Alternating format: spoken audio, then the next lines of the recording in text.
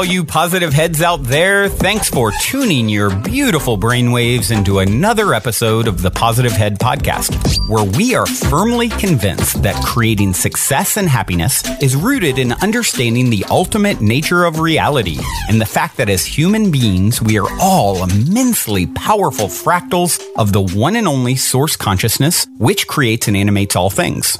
Now, of course, understanding this powerful truth is one thing. Applying this incredibly empowering wisdom to everyday life, well, that's another, which is exactly why we provide you with a fresh serving of soul food for thought 5 days a week to help constantly remind you of what matters most. You are it. And I'm your host, Brandon Beecham. I'm the reflection and extension of you who will be here each Wednesday interviewing a different consciousness changemaker. And on the other 4 weekdays, leading the way to ensure that your perspective is consistently expanded, your vibration is constantly elevated, and your heart is overflowing and full. Also, before we jump into today's episode, I'd like to take a moment to tell you about a few sponsors that not only help to make it possible to produce this show 5 days a week, but that I'm also genuinely passionate about promoting, especially since they're helping to fund all the cool projects we have in the works, such as the Positive Head app, the docuseries that I'm intending to begin shooting within the next year, and whatever else we dream up over here at Positive Headquarters to help spread consciousness across the planet. Now, if you're short on time or just super excited for today's topic and want to dive right in and skip these ads, feel free to fast forward about 2.5 minutes to get right into today's show. That being said, I strongly encourage you to listen because the reason I'm passionate about my sponsors is because they've made a huge impact in my own life, which is why I've aligned with these organizations. And I firmly believe they can do the same for you too. The first longtime stellar supporter of the show that I want to mention is Gaia. If you're not familiar, Gaia is the go-to source for streaming consciousness content online with over 8,000 video titles. And you can sign up for your first month for only 99 cents at gaia.com/positivehead. That's spelled GAIA.com/positivehead. The second sponsor I'm extremely passionate about promoting is Purium. The reason I've aligned Positive Head with Purium is because I wholeheartedly stand behind their mission to end human suffering by making superfoods easily available to everyone, with the ultimate goal to help restore mankind's harmony with nature in the process. I mean, what a noble mission, right? It's no mystery that you need to bring your mind, body, and spirit into balance if a person truly intends to manifest the greatest and grandest version of themselves. And for me, for years, I honestly felt like I was ahead of the curve in the mind and spirit category, but I was only average at best in the level of care I administered to my body. Sure, I was healthy-ish when it came to the food I put into my system, but after doing a Purium 40-day transformation with a 10-day metabolic reset and cleanse, I can honestly say I have reestablished my relationship with food in a very positive way. Not only did I drop the extra weight that I was carrying as a natural byproduct of the transformation so that I'm now at my ideal body weight, but I continue to feel like my best self by starting every day with an organic Purium power shake that is made from raw superfood ingredients that were meticulously harvested, thoughtfully combined to optimize the nutritional impact it has on my body. I view the shake as plant medicine, really, and it happens to taste really delicious, and I can make it in about 30 seconds. There's actually 4 core Purium products that I take every day, and honestly, I intend to do so for the rest of my life for a very scientifically sound reason. And if you want to learn more about those reasons, you can go check out my video at positivehead.com/transformation, where I go into more detail. If you end up buying any of the Purium products, be sure and use the code POSITIVEHEAD, all one word, for a 25% discount.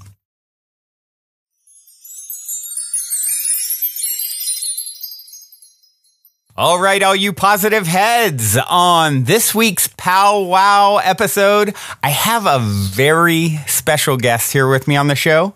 I have none other than Rasha, who is the author, as you guys know, if you've been listening for any length of time, of one of my all-time favorite books, Oneness, that I've been reading from over the last year sporadically, actually maybe more than a year, and just picking a chapter randomly and seeing what comes through. And I just absolutely love it. I always refer to it as, from my own personal perspective, as the guidebook to ascension.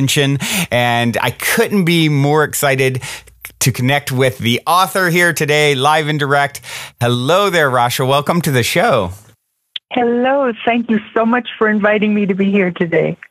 Oh, it's my pleasure. And I got to give a big thank you to the P-heads out there who actually helped to co-create this by coming to your events, right? And saying, hey, you've got to come on the show, right? Nudging me, and emails from people who know your work and know mine and have been trying to put us together for ages. So, and if I'd been really doing it. And if I'd been as prepared as I should, I would have their names in front of me. And I'm kind of kicking myself right now because I want to give a big thank you personally. And I get so many emails and I don't have them pulled up in front of me at the moment. But you know who you are. Thank you so much for helping to make this happen. This is, what's beautiful about the show, Rasha, is it really is co-created. You know, the listeners, as I call them, affectionately refer to them as P-heads. P-heads take over on Friday, and it's all about, different listeners come on and share their stories. And so this is just one more step in that, whenever they're asking questions that I address, or in this case, helping to facilitate our connection. It's just such a beautiful thing to co-create in this way. It's not my show, it's our show. Yeah. Well, when this starts to happen, we pay attention.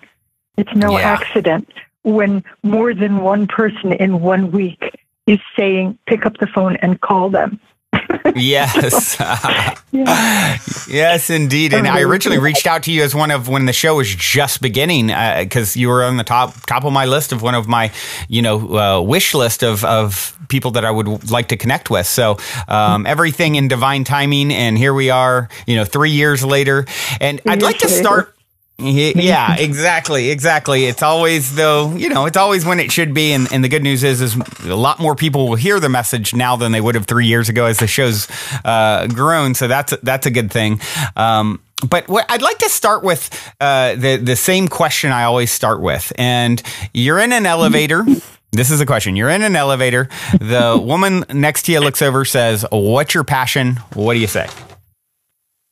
What's my passion? Oneness. What else could I say? And you have a lot of floors left for her to try and figure out exactly what that is. what that is. What's my passion? Oh, delving into oneness, exploring the experience of oneness, sharing about oneness, transcribing the teachings of oneness, yes, and on and on. Yeah. And on and on. Well, that I have to say, without question, that is the passion. Yeah, and that's what's great is they're getting off the elevator. You can tell them to go pick up the book, and they can really get the download. It might take longer than an elevator ride, right? Yeah, so I hear. Yeah. This is not a book that you read in one sitting. For sure. No, it's a big one. It's a big one, but it's so juicy and good. And what's interesting little synchronicity. Actually, I just had my friend David Rostowski on the show last week, and he's a young guy, new author, actually has my birthday, and I have a lot of synchronicity with my birthday, and he just happened to fall recording on my birthday week randomly, days before our collective birthday. Well, what's funny is I always refer to Oneness as the guidebook for ascension. It's just, something that it kind of means to me, and I'll ask you about that here in a bit. But what's funny is he just wrote his first channeled text, and it's called The Ascension Manual for Planet Earth. So interestingly enough, like that, here you are days later, it just kind of landing as well. So it's I just love to see those connective threads like that. It's really beautiful. Perfect.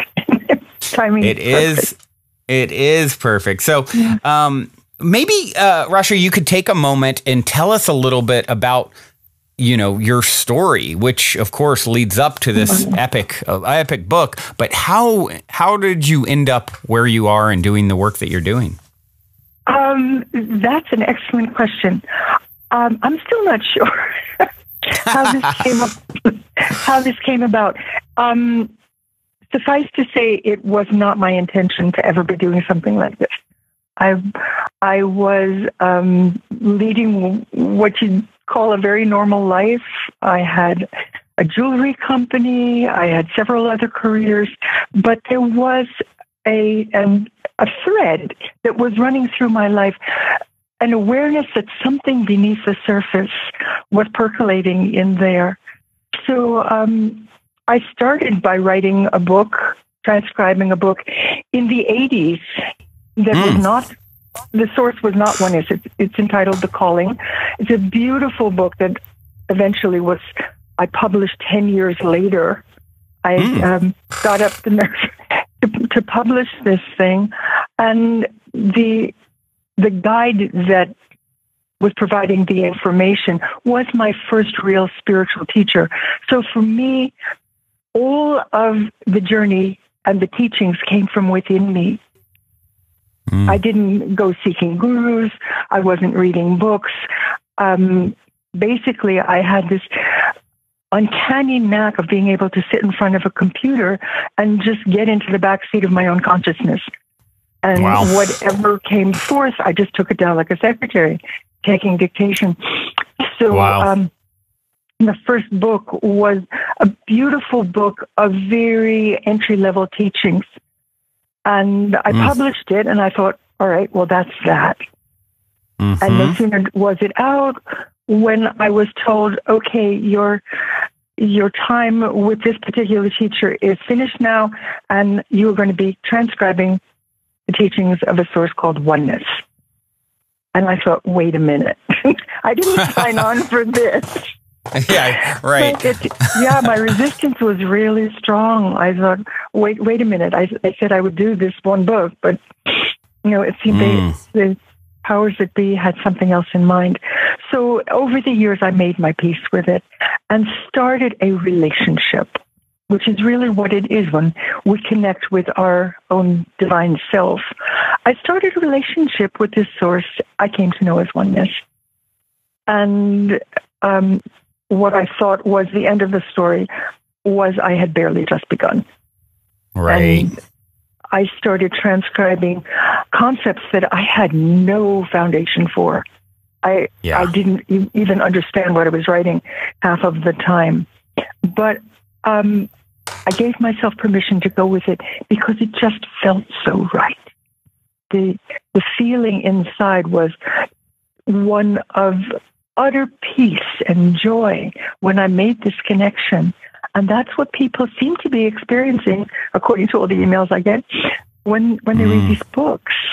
Somehow the energy of Oneness comes through the writings, almost like they're tucked between the lines. I can't explain how that works. But that it works at this point is unquestionable. There's something there. So that was my experience of it. And that helped me to trust in the process, that what I was doing was at the highest level. These teachings were an outreach from the world of spirit. And that these teachings really proved out, they rang true to so many people and to me. Yeah. So I went through it. 3,000 pages later, I have transcribed. Some of it's in print, but most of it isn't yet. There's more to come. Oh, my. Yes. Oh, so much. Yes, because I'm getting down to I've been reading for over a year, and I think we're like at least 2/3 of the way through. I sometimes do the random number generator, and it'll spit out a chapter, and it's like, oh, already did that one, try again. Oh, already did that one, try again. So there are when you could be drawing from that are loaded, absolutely loaded with divine wisdom that kind of take it to the next level for people. Oh, I like the sound of that. Yeah. I like the sound of that. Journey to Oneness. I think we mentioned that before we were recording. Yeah. Yeah. And that's really your story. That's your personal story tied in with more teachings, correct? A journey to oneness? It is. It puts it in a context. There were all of these amazing teachings. What I decided to do is try to make sense of it for people. So imagine this character we're going to call Rasha having all of these crazy experiences as she stumbles down the spiritual path and falls on her face again. And here's the guidance that was given for that. That Rasha thought was just for her. But it turns out it wasn't just for her. It was for everybody. I came to understand that as it went on. So giving the little stories of what actually happened that prompted such a profound teaching helps people to relate to it. Because I realized we all are living the same script, different names and faces, slight variations in the movie, but basically there is a theme running through a lot of these things. So I became the guinea pig that was going on the adventure, getting the guidance and taking it all down. And then I wove it together like a tapestry. So it made some sense. So that book, A Journey to Oneness, came out a couple of years ago. And that's something you may want to read from eventually when you run out of passages you haven't read from the other one. Yeah, that sounds like it. It sounds like it. Yeah, it was a 7-year period in my history. Wow. From the start to the point that it all came together in the end. And lots of colorful stories from India and my adventures in northern New Mexico, how I finished the book Oneness, all of that was described, and the coaching that went with it was documented. Well, I look forward to, I'm going to have to, well, what I love about that description is I am a sucker for good stories. I love, the listeners know I love stories, and I always ask, and I'll ask you for one at the end of the here, story of synchronicity or serendipity. Those are they're just so much fun. Yes. So when you tie in stories with teachings, that is actually the intention I have for a forthcoming book myself, where I sort of tell a lot of my magical firsthand stories that tie into my teachings and beliefs and own perspective and sort of, version of the same thing. Right. And that's the wonderful thing about it. We're all coming at the same thing. As you said, we all have the same story and we're coming at it from different angles and, in different ways.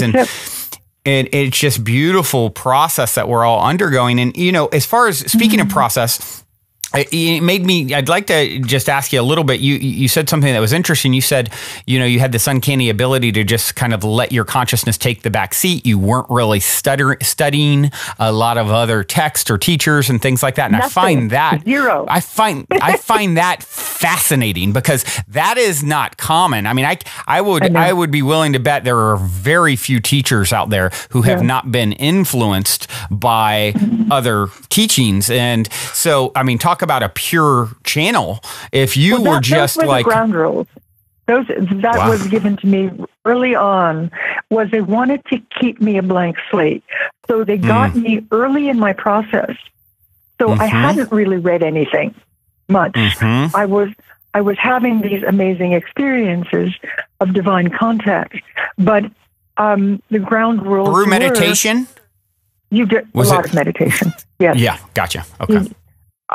I was not permitted to read. And if I attempted to read a little bit, just for curiosity, I would fall asleep immediately. It was so frustrating. So I gave up trying. I realized there was great divine wisdom in that protocol. So, I'm a blank slate. I haven't read anybody else's stuff. So what comes through me is not influenced. Yeah. And I have to trust that.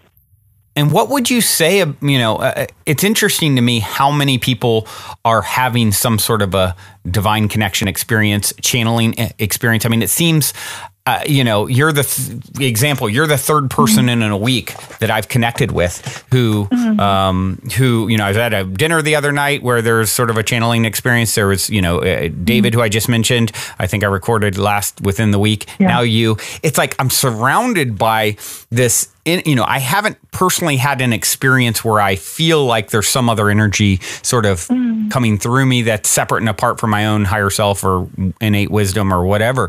But it seems to be something that's becoming more and more common. And of course, you have a lot of people out in our world who would, immediately discount it as just quackery or what have you. But as it's becoming more and more common, is this something that, what do you say to a person like that? And is this something that you think is just going to see more and more of it?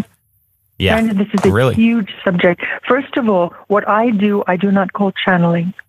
Channeling is something where what you're connecting with is other than your own consciousness. Right. In the case of oneness, this is not other than what we are.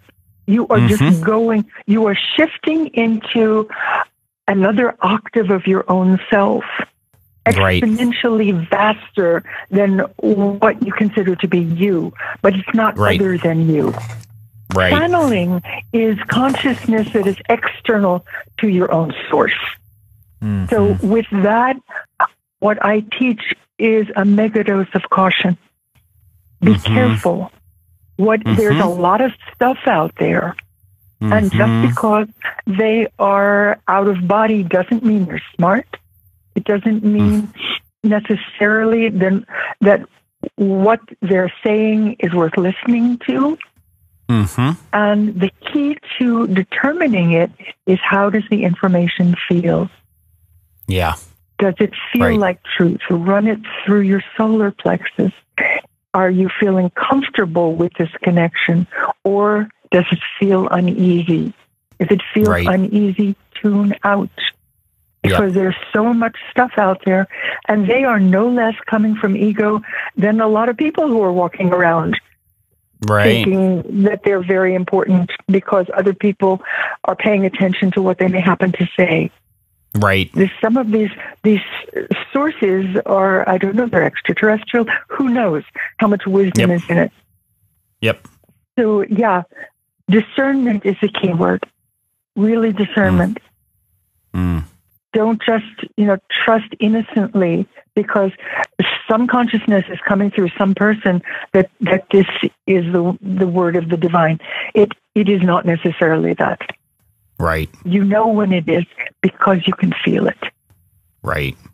It's like, oh my God, you're plugged into the wall socket in your heart chakra in the biggest possible way. Then you might want to pay attention and tune in. Right. Is this something I should consider? Even then, just you decide for yourself. Never mind what somebody else's opinion is about it. Yeah. So, didn't mean to go off on a tangent. No. That's a great tangent, and that is the whole point of this. These powwows. I have four episodes or 3 episodes a week that I do on my own. So these are all about my guests and their wisdom, and of course so there is no. You can have a 20-minute tangent if you want, whatever you feel is meant to come through. And so I'm curious. You were talking about the physical sensation part of it. Is that something that was really profound for you when receiving and transcribing oneness? In the beginning, it was I was taught techniques of determining the source to be sure nothing else was playing with me. Gotcha. So I could absolutely be certain on what I had connected to, and I was taught how to call in protections and so many techniques. So that I could ensure that what was coming through me was pure. That nothing else was interfering with it. And this is, early days, going back over 20 years. I've been doing this. Right. 20 years, probably close to 30 years. Yeah. And of course that gets into really interesting territory too when you talk about different consciousnesses, because of course, the way I explain it, and curious what your thoughts are, is it's sort of relative truths. Like you and I are separate. We can definitely see a perspective where that is true, and you and I are one. That is another perspective. It's relative truth. It's like these Russian nested dolls. So even these other consciousness, right? It's still to some degree it's oneness, right? It's a part of you, but it's a part of you that is not sort of looking through the eyes of source or God or the most expanded perspective. Is that a fair way to describe it? I think, that's a fair way to describe it. I think that some of what is coming through has an agenda of their own. And what is coming through this source is self-empowerment. Right. For everyone who encounters it. It's not piggyback on me. It is source your own strength, your own divine connection, and how to do that. How to do it well. And when you do, you are rewarded just immeasurably. Do you think oneness is synonymous? What you're receiving, oneness, this energy, consciousness that referred to itself as oneness. Would you say that is synonymous with God? That was the first question I asked. I thought, all right, I'm supposed to be transcribing the teachings of oneness. What is oneness? Is this God? And the answer I received was interesting. The reply was, as the drop of water is to the ocean, that is what oneness is. So I pondered that. The drop of water could not be other than ocean. Its very essence is ocean. And that is what we are. We are ocean with identity. We're not the whole thing, although the whole thing comes in increments. What comes through and expresses these teachings through my vehicle, through my body, is vastly more complicated and more intense than what I connect to during a meditation. So there are definitions of this drop. Eventually, there is an expansion that continues and continues as we put these pieces together, as we ascend vibrationally up through the levels of what is not other than our own self. You get to experience some of the vastness of that. And yet it's not other than you. You experience it as yourself. It's oneness looking out through your eyes and you know it. That's what happens. So that's the journey we're all on. That's the purpose of this ascension that we've referred to and we're experiencing, and raising your vibration, because you are able then to perceive what's going on around you, i.e. the world, from a very different perspective. Right. And that's a key point. Yeah. Sorry there. What I was going to say is that's a key point is, it's not just special people who have the ability to access this expanded perspective, this elevated perspective, calling in more of their expanded higher self, if you will.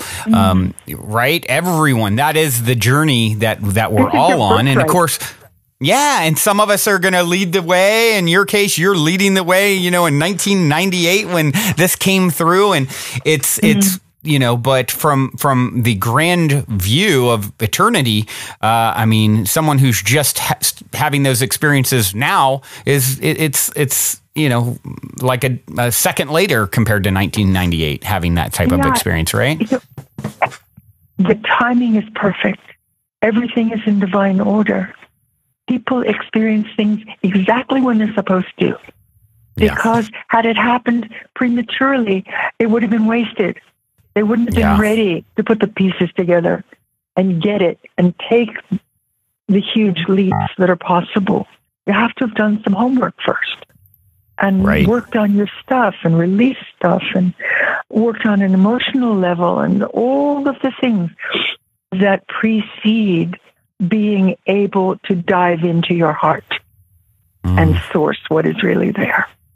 And as you know, I've just come out with a book that helps people to transition from the concepts in the book Oneness to the actual experience of touching into the divinity within you. Going right. From the conceptual to the experiential.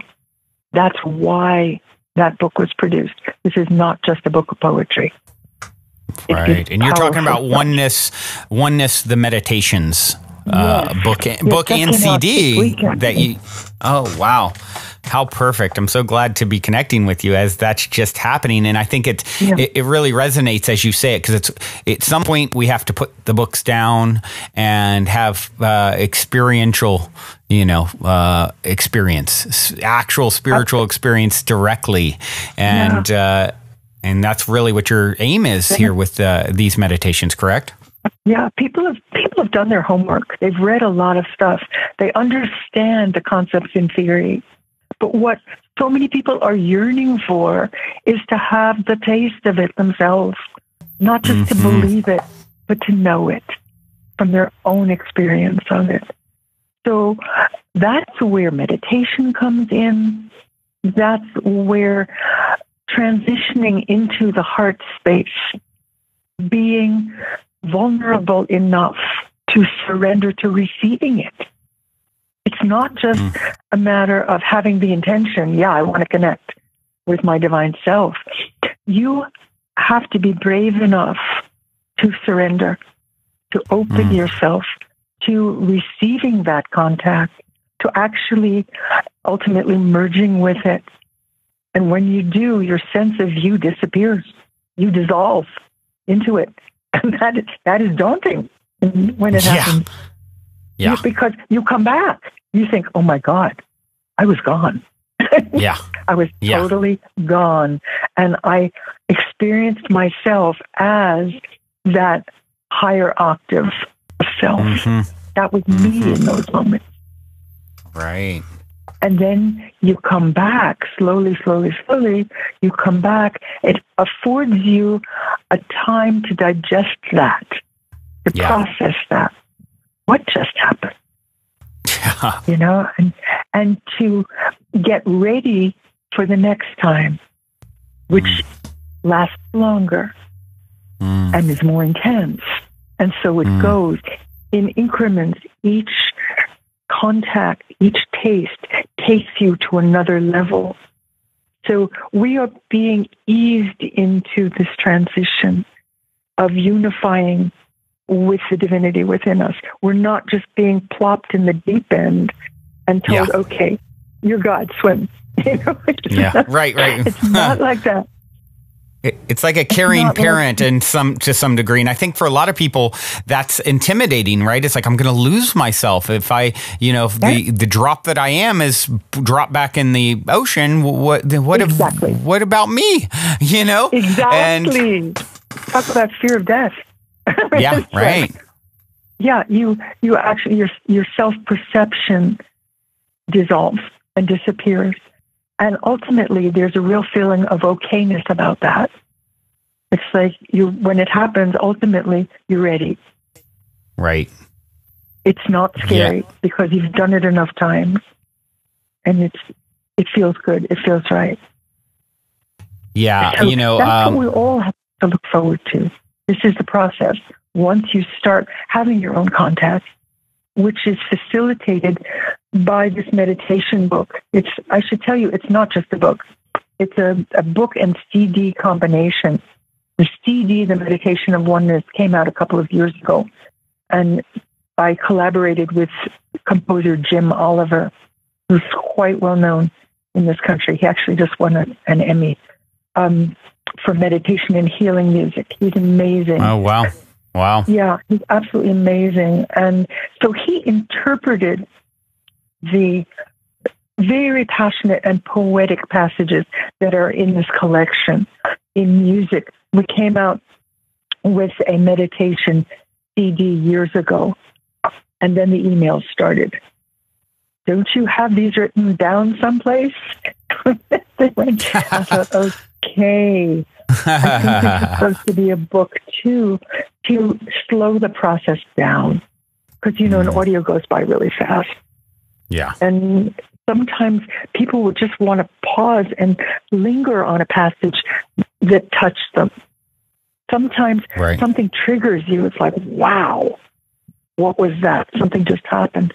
So in a book form, it is laid out in verse and phrased exactly the way you hear it on the audio track.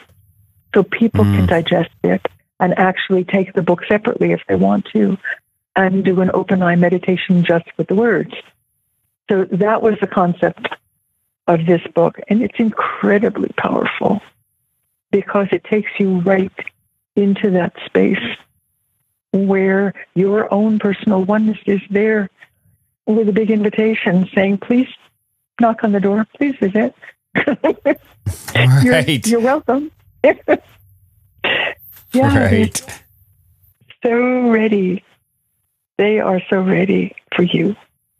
That's what I found out. This is not just me wanting it.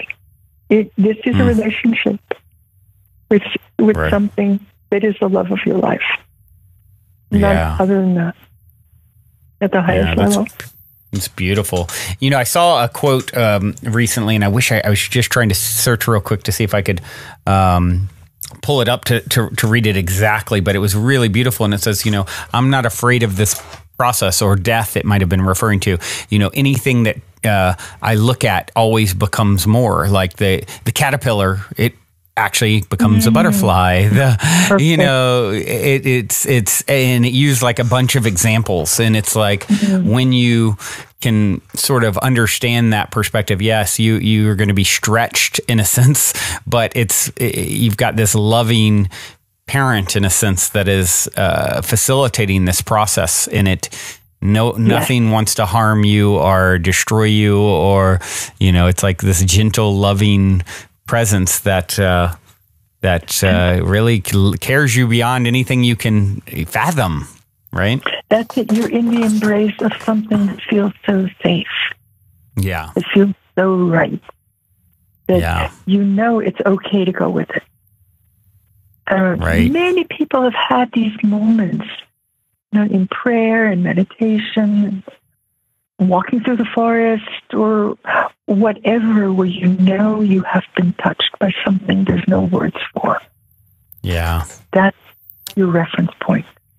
That's the contact. Right. Yeah.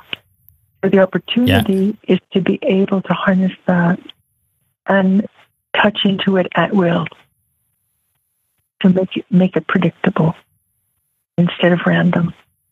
That's the opportunity in these times. That's why we're on this journey and doing all this work and going through all this agony, peeling back the layers of what we're not, in order that what we really are might be revealed. At least we hope so. Now, are you currently connecting with oneness on a regular basis and receiving information? Wow. Absolutely. Oneness Book 2 is in the works. Oh, wow. It may take quite a while. Oneness Book 1 took 4 years to complete. Okay. Gotcha. But then I had generous periods of time out so that I could experience what I just written. Yeah. And actually, people should be prepared for that. This is not just belting through a book. Reading. Yeah, definitely not. You're going to feel like you want to put it down. You don't know why, but you want to put it down. That affords you a space of time to actually have an experience of what you just read. Yeah. So you're learning these concepts not theoretically, but actually from your own experience of them. Experientially, yeah. Yeah, experientially. That was what drew me to the book so much to begin with, was because, I originally read it 10 years, maybe more ago. And then sort of in my own journey, it's like, and then circling back to it, it's like, oh, wow, a lot of this. And it's why I've started referring to it as a guidebook to ascension, is like, as I've sort of feel like I've expanded into more and more and become, the next greatest version of myself on my own journey, I could reference back and say, oh, wow, that is exactly how it played out. That was exactly this sort of experience that I happened. It's like, hold on, this book is like it's the handbook. It's like telling me what to expect on this journey as I travel down this road that is both unique to me, but also like any journey. If I go from, California to Washington, D.C., there's certain things I'm probably can expect to pass along the way, in a sense, experience, even though I may take different route than someone else, right? Exactly. It is, you become the living illustration of what you've just read in theory. Yeah. So your mind is wrapping itself around these ideas, but to cement it, you are going to come forth with an experience, an unforgettable experience often. And when you have an unforgettable experience, it is etched in your consciousness to the extent that maybe you don't have to do that again. Right. You don't want to go through this twice. You want to get it, really get it. And that's what Oneness was talking about. Okay. And it's that kind of feeling. All right, now I know what they were on about. So that's what happens with this book. Oneness is it is setting the groundwork for you to have these mind-blowing experiences that will transform your life. Yeah. From going from pothole to pothole down the spiritual roller coaster, right? To a little more smooth sailing. Yeah. Hopefully. Yeah, and that's the thing, is being able to, it can be a little intimidating too, right? When you're like, okay, and especially when you're reading the book and some of like, okay, here's some of the things you can expect to see that, aren't necessarily all roses and butterflies by any means. It's like, it's a bit of a, you refer to it as sort of a roller coaster, right? This spiritual journey. Absolutely. And a lot of upheaval can come with that. Someone wrote to me yesterday referring to the tsunami that was happening in his life. And it's just like that. It's like sometimes you feel like you've been wiped out. And that's not necessarily a bad thing. Yeah. Because just when the caterpillar thought the world was over, it becomes a butterfly, right? Exactly that. You have to expect a certain amount of destruction is going to happen to eliminate what's no longer relevant. It's not ringing true anymore because we've ascended out of the range where that kind of experience served us. That kind of experience doesn't serve us anymore. So a lot of when we're witnessing the crumbling of so many things we took for granted all around us, being reflected back to us in the world we share, this is purposeful. This had to happen in order for something strong and true and relevant to replace it. That's where we're going. So people should not get bent out of shape because there's a lot of chaos and the world sometimes seems to be a complete mess. There's a reason for that. Right. It's going in a good direction. It's just we clean up the rubble afterwards. Right. The caterpillar became a mess first as well. It literally melts down into like a goo that the Imaginal cells of the butterfly consume to actually all the pain and destruction that the caterpillar participated in becomes the fuel for the butterfly to emerge. That's what it actually feeds on. Really? And that's interesting. Yeah. Isn't that fascinating? At first, what happens is we've talked about this before, and Ima Rose, a friend of mine, has been on the show talking about it a year or so ago, and I've talked about it a lot since just because I love it. When you realize like what happens is in the caterpillar, these these Imaginal cells. For the caterpillar is this sort of destructive being and consuming anything in its path and just, eating and consuming everything. And what happens within the caterpillar is all of a sudden, out of nowhere, these different type of cells start appearing. They call them Imaginal cells, perfectly named. And these Imaginal cells pop up, and the caterpillar cells see them as foreign invaders and destroy them. And then, and at first the caterpillar cells are successful in doing that, but then more Imaginal cells start popping up, and now they start working together. And eventually the Imaginal cells become too much for the caterpillar, and they overtake it by working together. And this is when it goes into its whole state of the caterpillar breaking down. Now the caterpillar cells, the Imaginal cells have sort of taken over, and the caterpillar cells literally melt down into like a goo-like substance that is then what the Imaginal cells consume. All the destruction that came from that caterpillar is now the fuel that basically turns those Imaginal cells into what emerges as the beautiful butterfly. What an extraordinary story. Wow. Isn't it? Yeah, it really is. It's what we're doing, right? we are the Imaginal cells waking up. I love it. We must be. Wow. What an image. Yeah, it really is. All right. Well, now seems like a good moment to take a quick minute to tell those of you who aren't familiar a bit about our sponsor, Gaia. I've been a big fan of Gaia for many years now, which is why they're the only content provider I've ever reached out to in regards to potentially supporting this podcast. So needless to say, I'm very excited they're now supporting the show. Gaia truly is my personal go-to source for streaming consciousness content on the web. They have an incredible 7,000 plus exclusive videos covering 5,000 years of wisdom.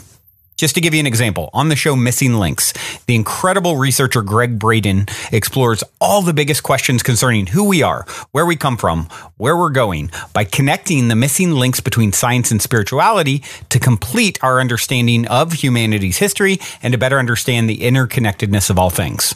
Awesome, right? And that's just one example. As you guys constantly hear me say, it's a daily conscious effort to maintain an elevated vibration. And if you're looking to go deep down the rabbit hole to do so, then Gaia is the best place I know of to do it, period. And you can sign up for your first month for only 99 cents at gaia.com/positivehead. That's spelled GAIA.com/positivehead. Check it out. I want to ask you about enlightenment. A lot of people, this is such a buzzword, and there's so many different paths out there. And I think your path is so interesting that you really sort of went within and didn't, have very little external experience or influence. You hear about yoga and meditation and qigong and, all these different things that you can do and it can be sort of too much and overwhelming for people. What is your advice to someone who, is looking for the ideal path for themselves? And, and what does it mean anyway to be enlightened? Well, those are two very good questions. Yeah, I kind of threw them together, didn't I? Yeah, kind of. Talking about the different spiritual paths first. There's so much out there. And what people need to do is stop listening to what other people are saying. It doesn't matter if a certain path is the be-all and end-all to your best friend. It may not be the one for you. Right. So the important thing is to tune into how does it feel when you encounter a technique, a methodology, a teacher. Never mind that it's supposed to be the definitive great thing of the moment. Right. Does it resonate with you? Because there is a match for everybody that is a perfect fit. The opportunity is to find that for yourself. A path that is your path. My path was not like anybody else's. I made it up as I went. And it worked out fine. So I would say give yourself permission to sample some stuff. See what works. Delve into meditation. Find some good teachers. and tune into how does it feel in determining whether you want to follow through with that. That's the important thing. Your question about enlightenment, that is a buzzword. And most people have no idea what they're talking about when they talk about being enlightened. If you're enlightened or something is enlightening, it doesn't mean that it contains great wisdom and that somehow the light just went on and you quote unquote got it at a certain workshop or a satsang or something. Getting it is not enlightenment. That's a construct of the mind. That is awakening to an idea. And yeah, it might have been huge. It might have been life-changing, but enlightenment actually refers to experiencing your divine self as your own self. It is the ultimate end stage of the spiritual journey. Buddha was enlightened. They say Ramana Maharshi was enlightened, that they were living it and practicing their spiritual practice to the extent that the merge was total and ultimately irreversible. They stabilized in that state and became the higher self, what I call oneness in form. That's enlightenment. Short of that, you're on a spiritual journey with having amazing experiences. But to be able to claim somebody is enlightened, that is huge. So that's a term that's being misused. Awakening is another term that is often misused. Awakening is the beginning, not the end. Of the journey. It's having your eyes open for the first time. Awakening. It's like wake up. There's more going on here. There's a whole day ahead of you. Exactly. Just because you've had a momentary awakening or an aha moment does not mean that you're done. Game over. It's not like that. It's like this is the beginning. That was the tip of the iceberg. Shall we go on the journey now? It's like that. Wake up call. I think about the word enlightenment, and I think about a lot of what is actually in the book, and it's actually not about gaining new things as much as it is lightening your load and stripping away all the things that are sort of keeping you from who and what you are, sort of all the layers of the onion that are masking your divinity and your divine connectedness. And so it's not taking life so seriously, becoming, as Jesus said, lest ye become like a child, you can't enter the kingdom of heaven. And it's like, become childlike, lighten up, lots of laughing, taking away all the ego constructs that have really, EGO, everybody's greatest obstacle, or edging God out, as I like to say. And I love that. Isn't it true? It's like it's the block, and so it's like lightning, taking all that away and stripping down to what your essence is. Letting go of expectation and judgment. Being able to be the witness. To let it be perfect just the way it is, without interjecting your own filter over an experience. Just watch it, step back from it, allow it room to breathe. And you see the perfection in some of this, even though it's messy. And it is extremely messy. Some of it. Right. It's perfect and it's purposeful. Sometimes when you feel you've been clobbered, that's not a mistake. That's purposeful. Because what emerges from that experience is so much stronger and greater than it would have been without having been clobbered. Some of it just shakes you to your core. You think, what did I need that for? You did, or you wouldn't have created that for yourself to live through. Because we create all of this. Even though you think, why would I have created that? That was terrible. Right. Right. And then oftentimes you see the person who goes through something terrible, and then that becomes sort of a foundational point for their their future life work.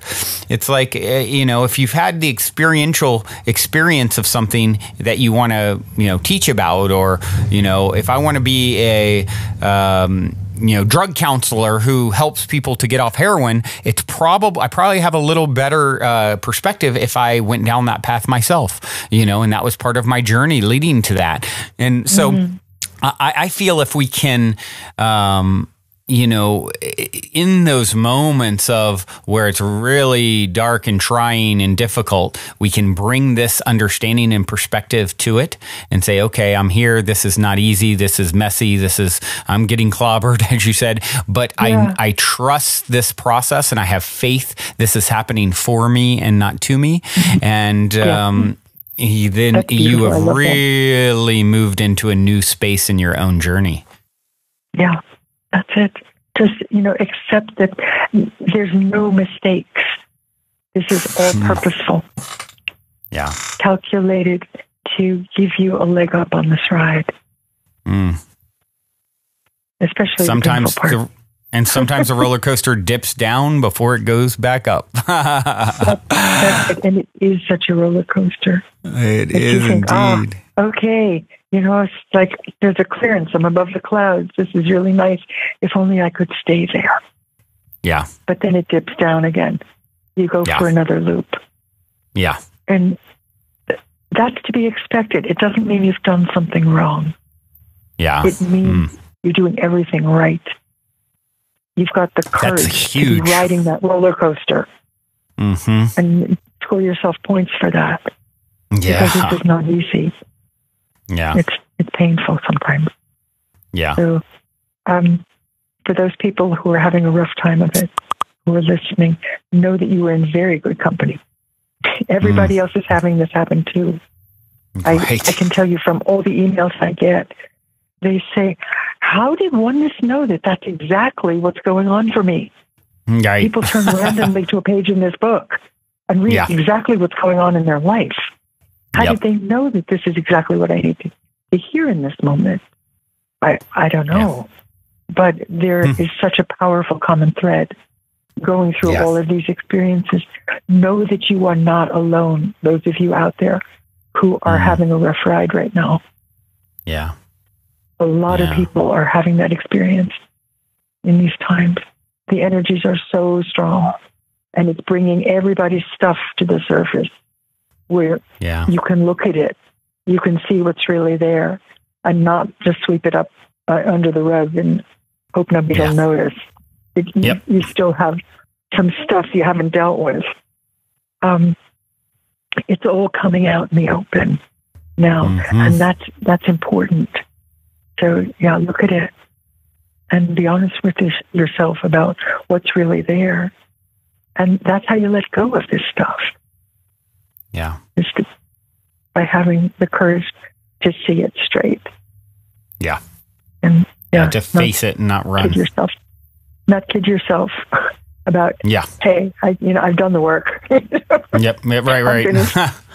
And that's a lot of what Oneness talks about as well. Is you feel like you've done the work, and at times, and I made it through that lesson. I finally got that one. Thank goodness that's behind me. And then there's deeper levels of transmutation and a finer refinement, if you will, in the process. And I think that's something that we need to know about, and being aware of that helps to make it, so like you said, not beating yourself up. Like, oh, what's wrong with me? I've done something wrong. It's like, no, actually you've done something right. That this is coming up for further, refinement and transmutation again.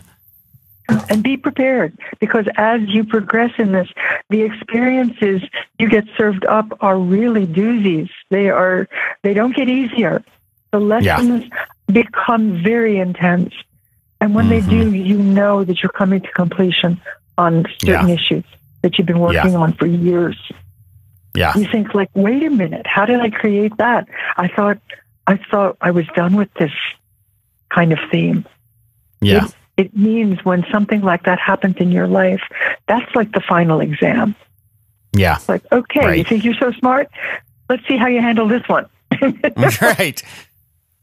It seems like that. So be prepared. Don't think that, you've blown it because somehow you've created a really horrendous episode. That's to be expected. That happens. Find your courage. That sort of thing stops happening. It doesn't happen anymore. A life theme that may have woven through your entire life just suddenly wanes and stops happening. And that means you've done the work. Yeah. And you can move on to other things. Yeah. To other kinds of experiences. So one of the questions that I'm curious about is, I'm very excited to check out book 2 when it comes out, and even these meditations. And we're even going to leave this episode off with a mini, one of the shorter meditations, from the new book and the audio for it, a Breath of Surrender, if that's okay with you. And so I'm very excited. Yeah, and I'm very excited to dig into those myself more thoroughly, and and of course the new book when it comes out, Oneness book 2. I'm curious, any sort of a glimpse or foreshadowing of what is being transcribed to you that would be of interest? I mean, I know it'll all be of interest to me anyway, and most of the listeners, but. It's huge, but basically it starts where Oneness leaves off. Okay. Assuming a person has gone through all the agonies, then what do? Your eyes are open. You've had some divine contact. Then what? That's what this book is about. How do you integrate a divine perspective into a material life? Right. That's what this book is going to be about. Wow. And most interesting. Most interesting. Is there any tidbits that you want to share that are sort of... I'm not allowed. I'm not allowed to. Okay, I'll wait. This is a work in progress. We're in the early days of it. Gotcha. Well, I'm sure I will get the download in divine timing. And I always I was always the kid who wanted to peek on Christmas Eve what he was getting. So Exactly. So, okay. Well, I'd like to then maybe shift gears a little bit and hear, I love, the listeners know I love hearing stories of synchronicity or serendipity or, positive paranormal stories. And something tells me you've got something up your sleeve that would just be a fun kind of story time to share. Yeah. Actually, when you let me know that you were going to ask me something like this, I didn't know exactly what it was going to be. 2 examples came to mind of something that happened, 2 things that happened a long time ago. It was my first inkling that I was creating my reality. This happened, at least 25 years ago. I was in a framing shop. I was having a map framed. And in those days, I was counting my pennies and looking around at all the beautiful prints and stuff that were on the walls. And there were 2 prints that really caught my eye. There were watercolors, and they were gorgeous, but there was no way in those days that I could have afforded them. So I enjoyed them. I'd go into this shop every once in a while, to pick up the things I was having framed. And I'd enjoy looking at these beautiful prints on the wall. A couple of weeks later, or maybe it was even months, I walked into the flea market. I was in Nashville, Tennessee. Oh, I lived in Nashville. Did you? Yeah, I did. Yeah, too. I did. That's where I first got Oneness, was in Nashville, Tennessee, actually. That's too funny. But anyway, there I walked into the flea market. There were those 2 prints that I had adored side by side, framed under glass for $5 each. What? So help me. I got goosebumps. Every hair on my body stood up because I realized I had done something. So for me, that was the beginning. That was the tip of the iceberg, because you have to ask yourself, how did I do that? Yeah. I knew I did something. Like that was no accident. Right. But yeah, it took many weeks between the inception of the heart connection with it, but not a fixation on having it, because having it was out of the question. So I had no attachment to outcome. Right. I merely enjoyed it without yearning for it. So that was one example. Many years later, I was in India, standing at a train station, and it was 6:00 in the morning, and it was raining. And I realized I hadn't brought anything to eat with me. I was about to get on a long train ride. And I don't know if you've ever been on trains in India.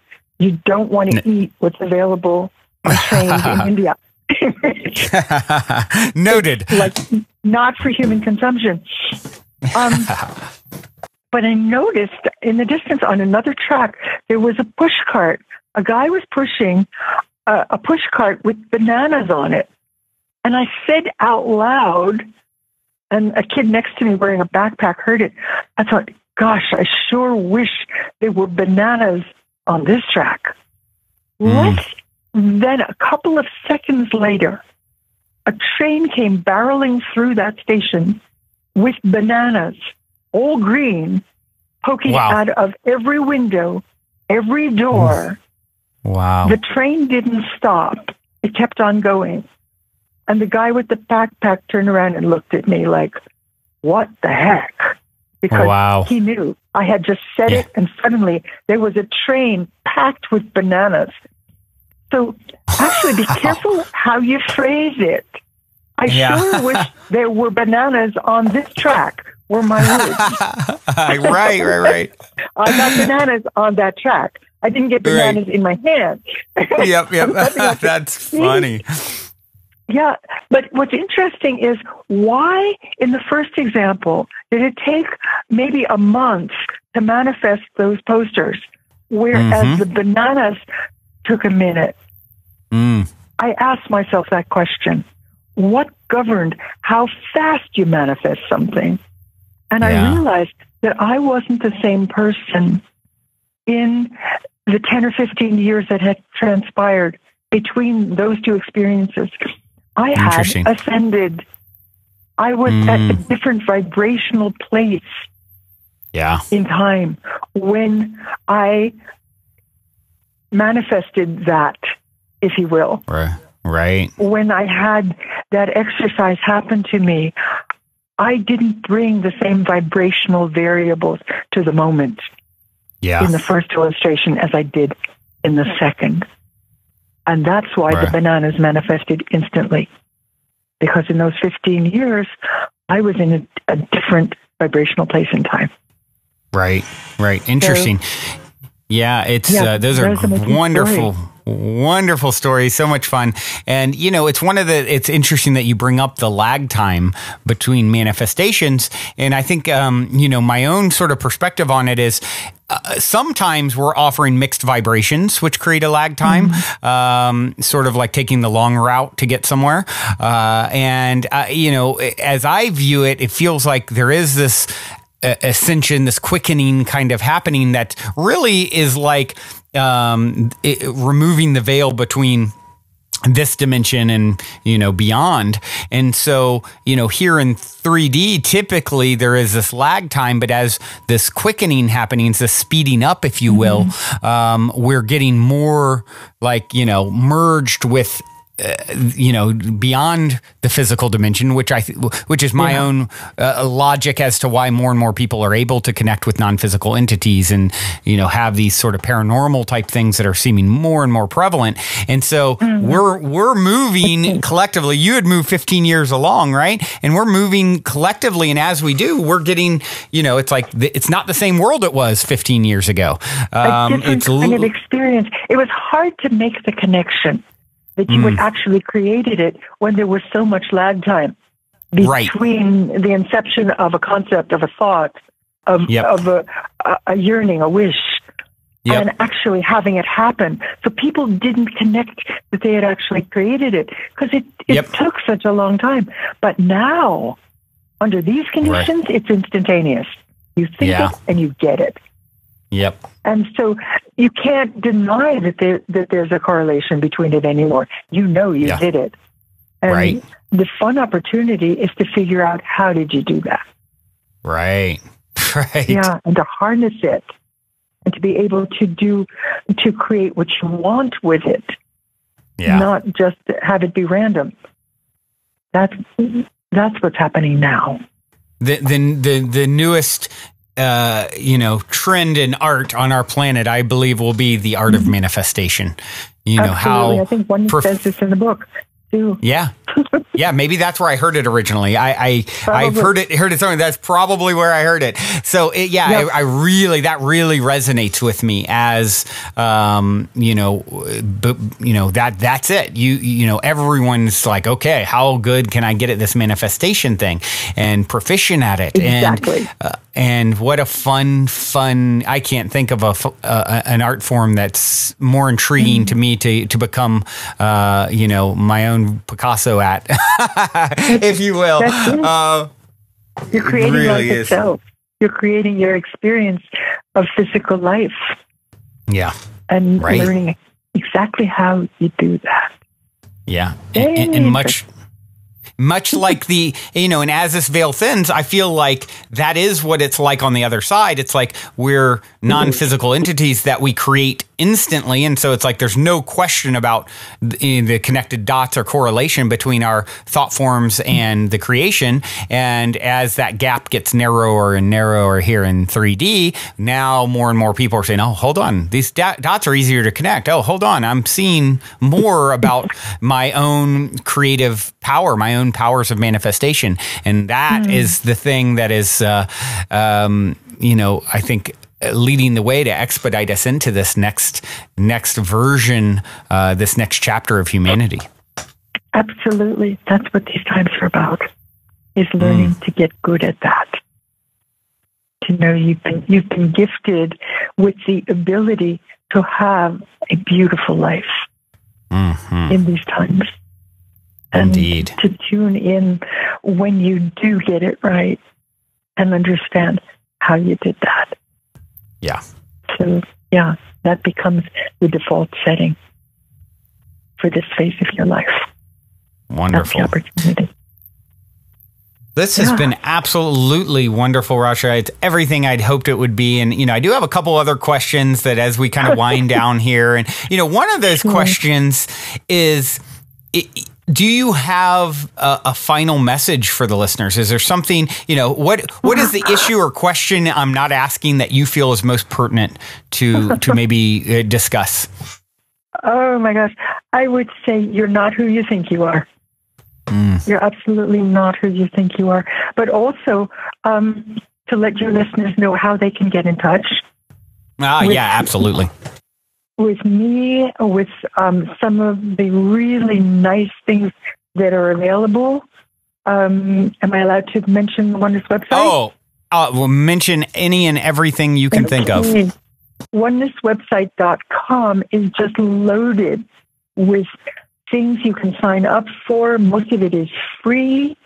You can sign up for email programs where you can get quotations with gorgeous pictures several times a week. For half a year or a year, there are several different programs. There's an online course that comes daily, actually through Daily Ohm. It's brand new. And cool. Yeah, I think it's only like $10. You get quotations and emails in certain 20 different categories for a full year. Wow. It's beautifully done. All different from the other programs. Totally different quotes and pictures. Wonderful. Than what's available in the other programs. That's there. There's an online store that we just came out with where you can buy the Oneness books and recordings for a lot less than on Amazon.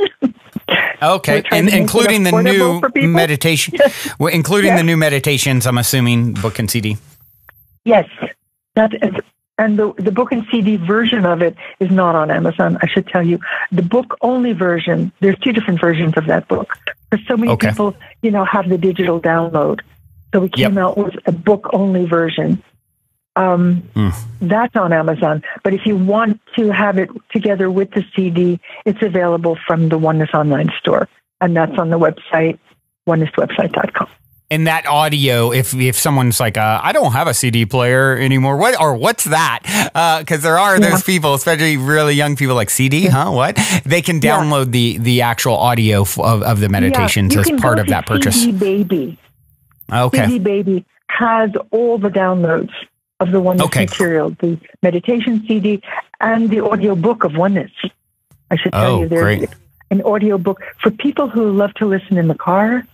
Yeah. Or just don't want to read. They want to just close their eyes and experience a chapter. There's an audio book that's available as a download. Yeah. Great.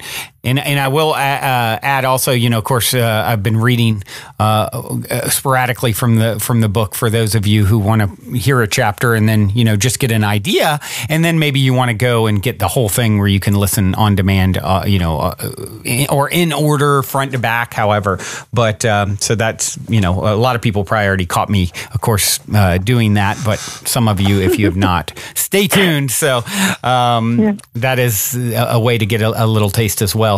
Well, okay. Well, is there any other? You hear Rasha's voice reading it. Yes, exactly. Much more pleasant than mine, as you can tell the A/B testing here. That's the only difference. The content is the same. Yeah, that's right. Probably a little more polished coming from you too, since I'm doing it on the fly. Probably a higher octave of voice. Right. Yeah. Which I'm always, I am always a sucker for really sweet female, even in like lyrics. I mean, in songs, like that's like probably my go-to favorite is like female singer-songwriters. It's just like something about the female voice is just like so beautiful and epic. Yeah. Yeah. Well, the meditation CD, the album, is in Rasha's voice too. But when I listen to it, I don't hear my voice. I hear Oneness. Wow. Yeah. Because that's who did it. Who did it. Right. I just, I sort of just completely zone out on that is my voice. I don't identify it as that. So when people listen to it, let's see what they feel. Just open to the idea that this is Oneness reaching out between the lines. Yes. Yeah. The energy is there, right? It's totally there. When you say between the lines, that's almost like I just mentioned music. It makes me think of that. It's like music is the silence between the notes. I've heard it said, and it's a very interesting way to put it, right? And totally same sort of thing.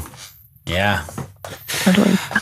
Well, Rasha, this has been so beautiful. Thank you so much for taking the time to connect. And I know, we've been talking about it for a minute too. And, we even came close a long time ago. And then thank you to the listeners who made it happen, co-created this experience all these years later. And I do have one final question I would like to leave you with. And it's the same question I always leave off with.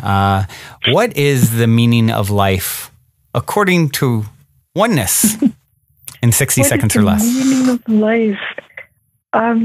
Life is the opportunity to experience yourself in form. Yeah. Yeah. And to know it. The question is, which version of self are you choosing to experience? Would you like to experience yourself as oneness? The meaning of it is the opportunity to know it, to experience the truth of who you are, to be a living illustration of what's possible. I would say that's the meaning of it. Sign me up. Thank you. That sounds such a wonderful. I love asking that question just to hear the variations that people give. Right. It's so good. Wow. Well, thank you so much, Rasha. Thank you again for inviting me to be here with you today. It's been years we've been playing with this. I'm so glad we didn't do this from India. Yeah. I am too. It was in divine timing, and you've been weaving through the podcast for a long time now with your work, and I so appreciate your willingness and openness to allow me to share and to come on and share in this way. And we'll certainly have to do this again at some point. And when the next book comes out, beautiful. And happy to get the word out about that. And if you're ever out in California way, or if I'm in India, I would love to cross paths with you in 3D. Yeah, open invitation. I'd love to meet you. That would be fun. Someday we'll do it. We will. It's done. So it is. So it is. Rasha, thank you so much. I hope the rest of your journey here in the States is beautiful. And until next time, journey well. Thank you. You too. All right, everyone. Well, what I'm going to do now is play, as I mentioned, a breath of surrender. This is a meditation. Of course, if you're driving or anything, you may want to pause it, or come back to it. But this is an example from Rasha's new book and in the audio and the meditations. Oneness and meditations we've been referencing. So. Check this out. Hope you enjoy it. I'm about to hear it for the first time myself, so I'm so excited. Thank you, guys. All of you have a wonderful rest of your day.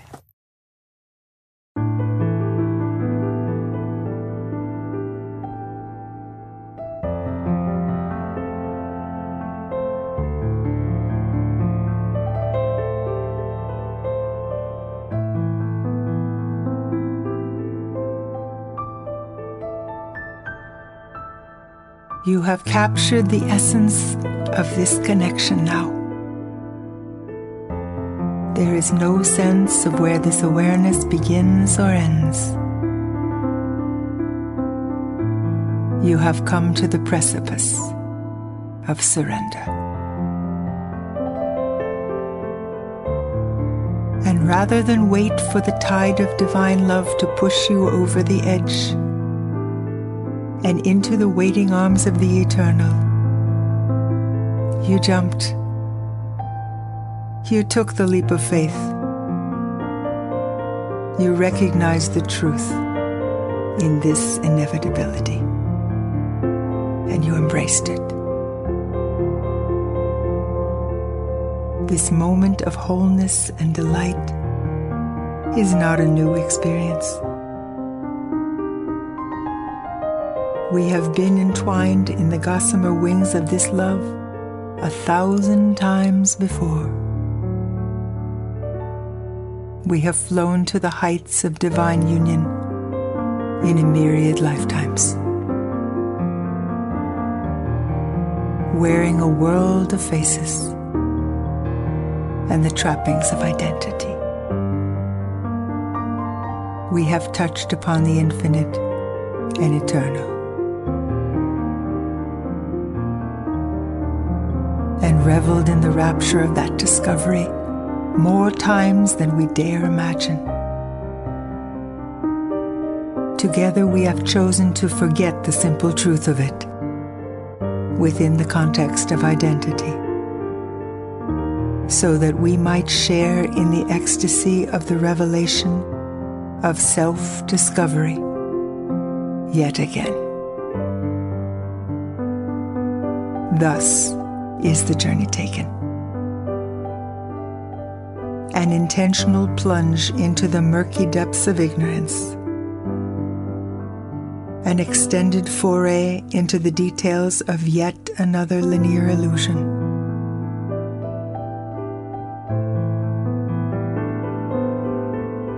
a belabored climb through the labyrinths of worldly existence,